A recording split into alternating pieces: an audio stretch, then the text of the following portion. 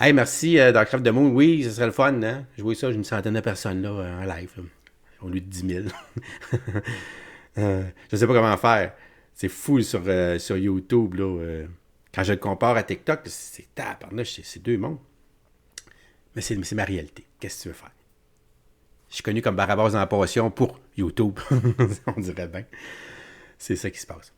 Euh, donc, là, en point de presse, Déragé, on va l'entendre, là, ce qu'il dit dans le journal, là, c'est sa phrase qu'il a dit, là, il veut que la CAQ arrête de s'ingérer dans les avis juridiques. On sent vraiment l'odeur de pression et d'ingérence politique. C'est très grave, c'est très préoccupant, et on veut savoir quel ministre et pour quel avis juridique il y avait une pression. Je pense que c'est une information extrêmement importante pour le public, et c'est troublant de voir les troupes de François Legault agir de cette façon. Ça veut dire que les fonctionnaires de l'État font un travail exceptionnel, rédigent des avis juridiques, et clairement, ces avis juridiques ne font pas l'affaire du gouvernement. Et qu'est-ce qu'on fait? Il y a le gouvernement caquiste qui exerce de l'ingérence politique et une pression politique pour changer les avis juridiques. Donc ce qu'on demande aujourd'hui, c'est mettre toute la lumière sur ce qui se passe. C'est préoccupant, c'est très grave, et il faut que François Legault prenne ses responsabilités. On ne peut pas tolérer qu'au sein d'un gouvernement, qu'il y ait une pression politique sur les employés de l'État pour changer le contenu, les conclusions des avis juridiques. Donc j'espère que M. François Legault va prendre l'information qu'on a devant nous aujourd'hui au sérieux, de rappeler à l'ordre ses ministres si jamais le cas, mais mettre toute la lumière sur les avis juridiques et quel avis juridique a été changé, quel ministre ou quels les ministres au pluriel qu'ils exercent cette pression sur l'appareil administratif. Fait qu'on veut savoir. Tu vois, il veut tout savoir, là. C'est quoi l'avis? C'est qui a demandé ça? Qui demande de changer les avis? Puis sur quel avis, d'ailleurs?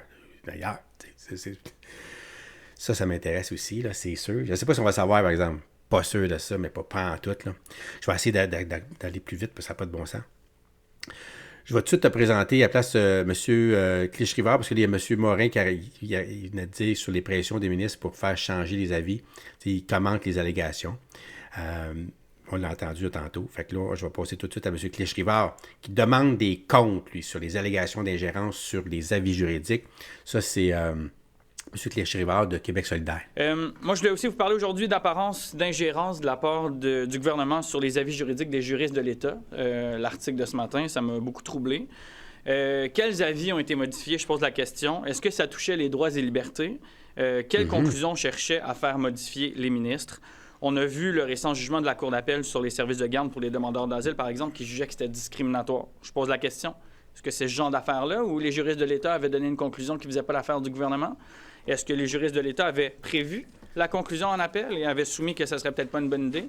Moi, je pense que toutes ces questions-là, le ministre doit répondre. C'est ce que je demande à M. Jean Barrette aujourd'hui. On veut des explications.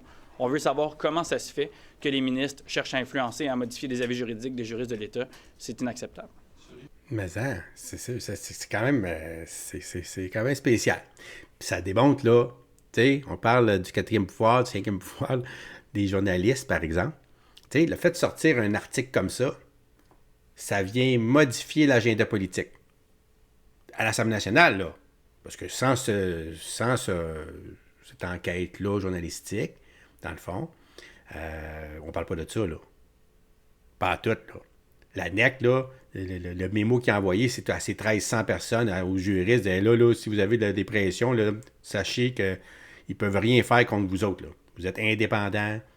Ils ne peuvent pas faire des mesures, vous dire, là, on va vous punir de quelque façon que ce soit, avoir des conséquences. Là. C'était ça, l'idée. Puis là, tu as un journaliste qui pogne ça. Ben, quelqu'un a envoyé ça au journaliste. Fait qu'il y a ça, puis il fait une enquête, puis il découvre ça, puis il met ça sur la place publique. Puis là, c'est sûr que ça s'en va à l'Assemblée nationale, parce que là, les oppositions pognent ça au bon. Hey, comme ça, vous demandez de changer des avis juridiques. Quel avis juridique? Qui a fait ça? Là, il y a plein de questions qui se posent. Là, c'est normal là, que ça vienne bousculer l'agenda politique. Hein? Fait que, j'ai bien hâte de voir ce qui va arriver avec ça dans les prochaines semaines. Probablement que ça va être un pétard mouillé. Là, je m'attends à ça, honnêtement.